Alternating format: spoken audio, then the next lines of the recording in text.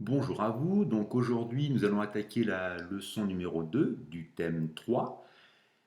Cette fois-ci encore, je vais vous parler d'une des grandes controverses qui a occupé le monde des sciences pendant plusieurs siècles. Mais cette fois, on va s'intéresser un petit peu à notre système solaire et pour être plus précis, à la place qu'occupent certains astres dans ce système. Et on va essayer de comprendre comment d'un système qu'on imaginait géocentrique, on a pu arriver au cours des siècles à un système que maintenant on considère comme héliocentrique. Alors, comme pour la leçon 1, et pour éviter de me disperser pour cette controverse, je vous rappelle que je me suis limité au fait que le lycée étant en France, la France est un pays d'Europe, donc je me suis limité à des recherches historiques concernant cette partie du monde. Et donc voilà pourquoi le point de départ de cette controverse, eh ben, c'est comme l'autre fois, ça part des Grecs anciens, qui donc, eux, ont bâti une vision du monde assez empirique, c'est-à-dire selon des observations simples, le sens commun, le fameux bon sens. Et pour eux, par très simple, ben, la Terre est immobile, sinon on la sentirait bouger, et elle est stable, elle est parfaite, c'est-à-dire que c'est une sphère parfaite, et comme on l'avait dit, elle n'a pas d'âge, elle est éternelle, elle a toujours été là et elle sera toujours là. Alors en gardant à l'esprit ce fameux bon sens, effectivement, lorsque l'on regarde les cieux, on a bien l'impression que la Terre est immobile et qu'autour de nous va tourner différents astres comme le Soleil, la Lune, les étoiles aussi. Et c'est pour ça que, à cette époque-là, on a une vision du système solaire qui est géocentrique. C'est-à-dire que la Terre est au centre, immobile, et tout va tourner autour d'elle. Alors, quand ils décrivent les trajectoires de ces astres, pour eux, ces trajectoires sont des sphères. Mais ça, c'est pas, ils ne l'ont pas prouvé, c'est plus par esthétisme. C'est parce que ça fait joli. La sphère, c'est une figure parfaite. Et on est encore dans une vision du monde plus esthétique que scientifique. Si bien que si on faisait un petit schéma de notre système solaire, voilà ce qu'on pourrait obtenir. Vous voyez que la Terre est au milieu, donc système géocentrique, et qu'autour d'elle, les autres astres décrivent des cercles. Alors, si vous faites un tout petit peu attention au schéma, vous verrez que il manque des planètes. Alors, c'est pas un oubli. C'est juste qu'en fait, à cette époque-là, des planètes comme Uranus, Neptune ne sont pas observables. On ne les connaît pas. Donc voilà pourquoi elles n'apparaissent pas sur ce schéma. De plus, si vous regardez un peu plus en détail, vous voyez que l'autre chose qu'on ne connaît pas, c'est la place de ces astres. C'est-à-dire que quand vous regardez, nous, on sait très bien que, d'accord, l'astre le plus proche de la Terre, c'est bien la Lune, mais après, c'est certainement pas Mercure, Vénus, le Soleil, Mars, etc. Donc, vous voyez que c'est vraiment une vision encore extrêmement imparfaite du système solaire. On ne sait pas la place des astres exactement, et pour le moment, haute grosse erreur, on imagine que la Terre est immobile, elle est au milieu du système solaire et tous les autres astres vont tourner autour d'elle.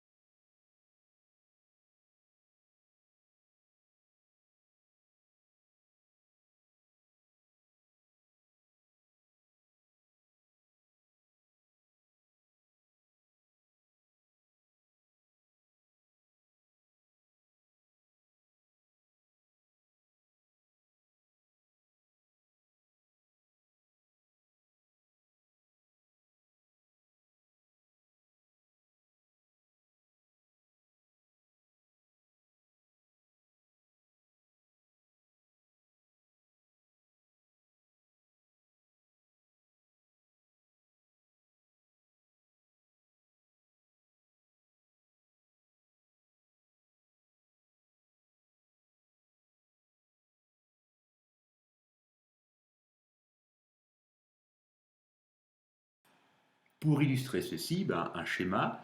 Donc en bleu, vous avez la Terre qui est placée au centre du système, vu qu'on est sur une vision du monde géocentrique. En orange, vous avez la trajectoire qui est décrite par le Soleil autour de la Terre. Vous voyez que dans ce cas-là, il n'y a pas de souci, j'ai pas de rétrogradation. Il décrit un cercle parfait autour de la Terre. Maintenant en rouge, ce que vous avez, c'est une partie de la trajectoire de Mars. Et vous voyez que dans cette partie que j'ai gardée, hein, j'ai effacé ce qui ne m'intéressait pas, on voit bien qu'à un moment, cette trajectoire va décrire une boucle. C'est-à-dire que Mars semble revenir sur ses pas pour repartir en avant. Et bien c'est cette boucle qui en fait correspond à une rétrogradation et qui donc pose problème car elle ne correspond pas au modèle théorique où on raconte que les astres se déplacent en décrivant des cercles parfaits autour de la Terre. Alors, à leur époque, ils n'ont pas le moyen d'expliquer ça. Nous, en fait, c'est assez simple maintenant, cette rétrogradation, c'est un problème qui est dû au déplacement de la Terre. La Terre n'étant pas un point fixe, elle se déplace. Du coup, si vous notez les résultats des trajectoires que vous observez des différents astres à partir de la Terre, et si vous ne tenez pas compte de ce mouvement de la Terre, eh bien vous arrivez à cette erreur où on a vraiment l'impression que les astres sont revenus en arrière pour repartir en avant. N'ayant pas les moyens de se rendre compte que la Terre n'est pas un point fixe, du coup, les différents savants qui vont donc observer le ciel, s'intéresser à ce problème de rétrogradation, vont être amenés à progressivement modifier le modèle de départ afin de le faire correspondre au mieux avec les observations. Alors là, c'est pareil, hein, il y a tout un tas de modèles qui existent. Moi, je me suis limité aux plus connus, c'est-à-dire ceux d'Aristote et celui de Ptolémée. Mais il y en a plein d'autres. Et assez rapidement, vous allez voir qu'on arrive à des systèmes de plus en plus complexes. Donc, revoici le système d'abord le plus simple, celui d'Aristote, donc avec la Terre au centre et ces fameux astres qui décrivent des cercles parfaits autour d'elle, et qui assez rapidement va être en partie abandonné, car ce système n'explique pas les rétrogradations. On va y introduire ce qu'on appelle des épicycles afin d'expliquer ces fameuses rétrogradations et qu'ainsi le système théorique corresponde au système réel, à ce qu'on observe. Au passage, un schéma pour comparer donc les deux systèmes. Alors, le premier, on va dire le cercle que l'on peut voir, ça serait le système selon Aristote, où la planète, qui est en rouge, va décrire une trajectoire qui est un cercle parfait autour de la Terre. Fameux système qui n'explique pas les rétrogradations. Et à côté, donc, on vous a mis le plus petit cercle. Là, c'est la notion d'épicycle. En fait, comment dire, la planète, lorsqu'elle se déplace pour décrire ce grand cercle, elle va elle-même décrire un petit cercle. Et donc, elle se déplace en faisant des ronds, mais en allant vers l'avant. Pour vous donner une image, c'est comme si vous, au lieu de courir un 100 mètres, de courir en ligne droite, vous vous mettiez à courir en allant vers l'avant, mais en décrivant des cercles.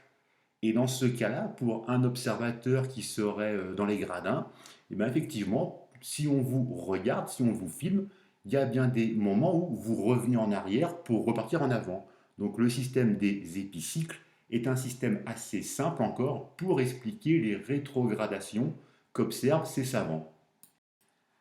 Et pour finir, on en arrive au système de Ptolémée qui donc lui, en plus de cette notion d'épicycle, de déférent, rajoute encore une notion d'équant, donc comme tout à l'heure, des systèmes de plus en plus complexes pour que la théorie puisse coller aux observations.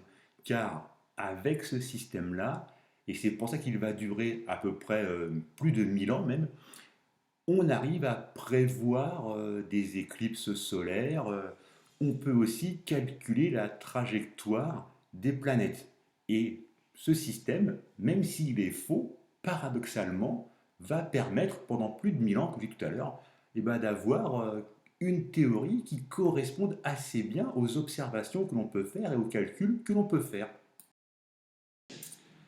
Alors ce système, même s'il va perdurer plus de 1000 ans, malgré tout, au fil des siècles, on note quand même ses faiblesses. C'est-à-dire que à partir des textes de Ptolémée, les scientifiques, donc d'abord des Arabes, puis ensuite des Européens, en travaillant sur ces bases, vont les améliorer. Les outils d'observation étant de plus en plus perfectionnés, on se rend compte que comment dire, le système géocentrique théorique, même s'il donne de très bons résultats par rapport aux trajectoires de la Lune, du Soleil, pour les planètes, c'est pas ça. On est toujours obligé de pas magouiller, mais de complexifier un petit peu le système pour que les résultats théoriques puissent correspondre à ce que l'on observe réellement. Un schéma pour illustrer cette complexité, vous voyez que par rapport à ce qu'on avait au début, où la Terre est au centre et du système, et qu'ensuite ça tourne autour d'elle dans des jolis cercles, là ce n'est plus le cas. Sur ce schéma, on vous a rajouté des notions d'excentrique, d'équant, de déférent. Vous voyez que la Terre n'est pas tout à fait au centre du système sur le schéma, elle est un petit peu décalée. Donc bref, l'idée c'est ça, c'est que ces savants-là sont obligés de transformer leur modèle de base pour qu'ils puissent correspondre à la réalité. À partir de tout ça, donc de toutes ces observations et de toutes ces contradictions, c'est-à-dire que avec le système géocentrique, pour l'instant, on a encore des incertitudes sur la position de la Lune et du Soleil. Ils sont placés où par rapport aux planètes? On a du mal à estimer les distances entre la Terre et différentes planètes. On a aussi du mal à calculer les périodes de révolution. Donc, à partir de tout ça, un bond en avant va être fait par Copernic, qui lui, alors c'est un peu surprenant, en fait son idée c'est que lorsqu'il regarde le système théorique géocentrique, il trouve que ça fait fouillis. Donc comme ça fait fouillis, pour lui, il y a un problème. La nature ne peut pas être aussi compliquée. Du coup, dans ses hypothèses de travail, il va à un moment mettre en place l'idée que bah, c'est peut-être pas la Terre qui est au centre du système, mais le Soleil. On passe à un système héliocentrique. Et ce qui va le conforter dans cette idée-là, c'est que en faisant ce petit changement, ben, bizarrement, le schéma se simplifie énormément. C'est-à-dire que il n'y a plus besoin de tout ce système d'épicycles, de déférents, d'équants pour expliquer les mouvements des différentes planètes ou autres astres qui peuvent tourner autour de la Terre. Et à la fin, ben, Copernic, il obtient un schéma de ce type-là. Vous voyez que l'ordre des planètes est bien respecté tel qu'on le connaît nous. Alors attention, hein, toujours pareil, on s'arrête à Saturne parce qu'à l'époque de Copernic, Neptune, Uranus ne sont pas connues, elles ne sont pas observables. Malgré tout, même si c'est un peu hors programme, là c'est une vision très très simple du système de Copernic. Vous voyez que pour lui, il y a encore, après Saturne, des étoiles qui sont immobiles, qu'il appelle étoiles fixes. Ça, on sait que c'est faux. Et pareil, pour que son système puisse fonctionner, même si il évite d'en mettre, malgré tout, parfois, il y a des petits épicycles, des petits efférents qui traînent de ci, de là, pour que tout ça puisse correspondre au mieux avec ses observations. Mais vous voyez que déjà, c'est quand même un vrai progrès. Avec ce système héliocentrique, on peut calculer les distances entre les planètes et on peut mettre un petit peu d'ordre dans ce système solaire. C'est pour ça que ben, dans votre cours, vous voyez que parfaite, je vous l'ai mis entre guillemets, c'est-à-dire que on retient bien cette idée-là, même s'il y a un progrès énorme qui a été fait par rapport au système géocentrique, grâce à ce passage à un système héliocentrique, malgré tout, ce n'est pas encore à 100% ça. C'est-à-dire qu'on peut améliorer certaines choses sur des calculs de distance, de période de révolution, l'ordre des planètes, mais il y a quand même encore de la marge pour s'améliorer. Ceci dit, on n'oublie pas que pour l'instant, dans tout ce que je vous ai raconté, toutes ces théories ne prouvent aucunement que la Terre est en mouvement. C'est-à-dire que pour l'instant, tout le système peut fonctionner avec une Terre immobile. Enfin, quand je dis immobile, hein, c'est sous-entendu que la Terre tourne sur elle-même. Parce que dans le système de Copernic, on est bien d'accord qu'il sous-tend quand même que la Terre va tourner autour du Soleil. Mais malgré tout, avec son système, il ne peut pas le prouver. C'est-à-dire qu'il l'affirme, mais sans preuve. Et il va falloir attendre encore un petit peu de temps pour qu'on puisse réellement prouver scientifiquement que non seulement la Terre tourne bien sur elle-même, mais qu'en plus elle tourne autour du Soleil. Mais ça, je m'arrêterai là pour le moment. Ça sera le sujet justement de notre prochain cours, notre prochaine séance.